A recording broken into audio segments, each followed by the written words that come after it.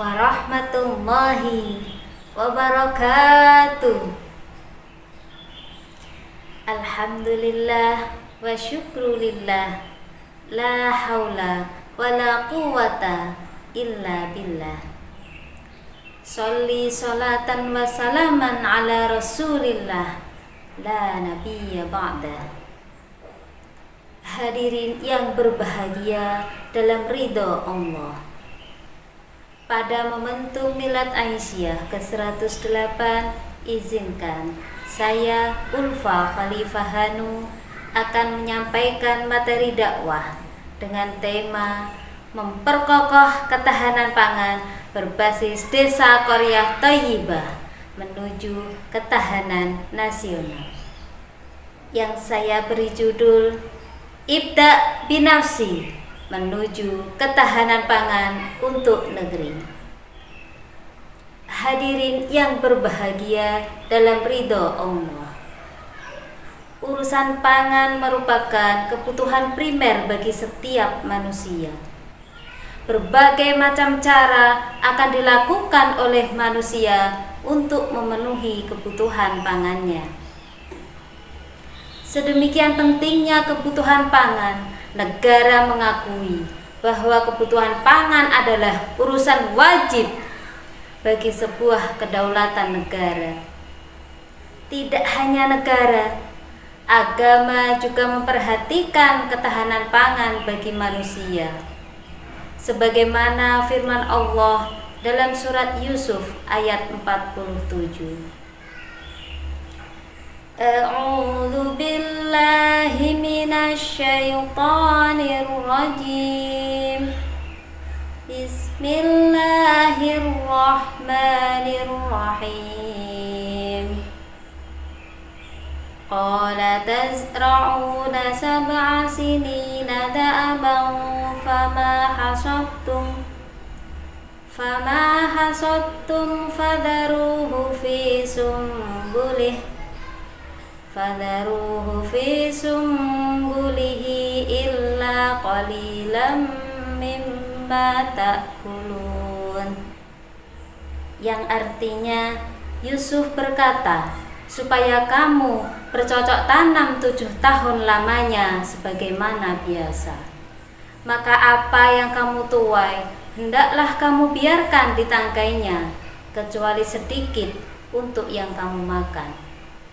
Berdasarkan firman tersebut sangat jelas bahwa manusia harus memperhatikan kebutuhan pangannya untuk keberlangsungan hidupnya. Dalam peraturan pemerintah nomor 68 tahun 2002 tentang ketahanan pangan, ketahanan pangan merupakan sebuah kondisi ketersediaan kebutuhan pangan bagi rumah tangga secara cukup, baik dari segi jumlah mutunya, aman, merata, dan terjangkau. Sebuah rumah tangga dikatakan memiliki ketahanan pangan apabila penghuninya tidak berada dalam kondisi kelaparan. Hal ini selaras dengan FIO yang menyebutkan bahwa ketahanan pangan harus memenuhi 4 komponen. Yang pertama, kecukupan ketersediaan bahan pangan. Kedua, stabilitas ketersediaan bahan pangan tanpa fluktuasi dari musim ke musim. Yang ketiga, aksesibilitas bahan pangan. Dan keempat, kualitas bahan pangan yang digunakan. Hadirin yang berbahagia dalam ridho Allah, ketahanan pangan di negara Indonesia masih tergolong rendah. Pada tahun 2022, Indonesia berada di peringkat ke-69 dari 113 negara dalam Indeks Ketahanan Pangan Global. Hal ini menunjukkan bahwa ketersediaan bahan pangan masih tergolong rendah. Tentu saja hal ini dipengaruhi oleh beberapa faktor. Di antaranya adalah keterbatasan lahan, distribusi yang tidak merata, serta konsumsi yang tidak sehat. Pemerintah terus melakukan program untuk memperkokoh ketahanan pangan secara nasional. Di era pemerintahan Presiden Bapak Prabowo, pemerintah merancang program baru, yakni memberi makan bergizi gratis, serta mengincar swasembada pangan. Program pemerintah tidak akan berjalan lancar jika masyarakat tidak ikut andil dalam berpartisipasi untuk memperkokoh ketahanan pangan. Adapun usaha yang dapat kita lakukan, yaitu memulai dari diri kita dengan melakukan berbagai cara. Yang pertama, semangat bekerja. Bekerja adalah salah satu cara yang dapat kita lakukan untuk memperkokoh ketahanan pangan.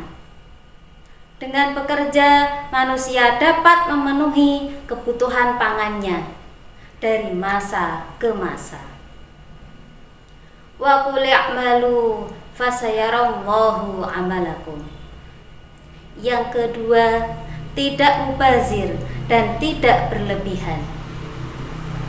Ketika manusia sudah memiliki semangat bekerja, mereka mampu memenuhi kebutuhan pangannya, maka mereka harus mampu mengontrol kebutuhan pangannya.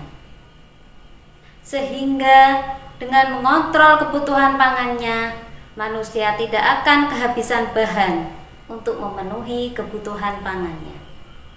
Tidak mubazir dan tidak berlebihan adalah salah satu cara mengontrol kebutuhan pangan kita. Memenuhi kebutuhan pangan secara secukupnya dan memanfaatkannya dengan tidak berlebihan. Kulu washrabu wala tusrifu innahu la yuhibbul musrifin. Yang ketiga, memanfaatkan lahan. Salah satu cara kita yang dapat dilakukan dalam memperkokoh ketahanan pangan, yakni memanfaatkan lahan pekarangan rumah kita. Berbagai macam sayuran dapat kita tanam. Hasilnya bisa kita olah untuk kebutuhan pangan di rumah. Jika lahan pekarangan rumah kita sempit, kita bisa menanam sayuran dengan cara hidroponik. Hadirin yang berbahagia dalam ridho Allah. 3 cara di atas dapat kita lakukan. Mari kita bersama keluarga kita mendukung program pemerintah, yakni memperkokoh ketahanan pangan berbasis Desa Qaryah Thayyibah. Dengan ibda' binafsi, memulai dari diri kita bersama keluarga, kita akan dapat mendukung program pemerintah menuju ketahanan pangan nasional. Demikian yang dapat saya sampaikan. Bersama kita berjuang menuju ketahanan pangan nasional.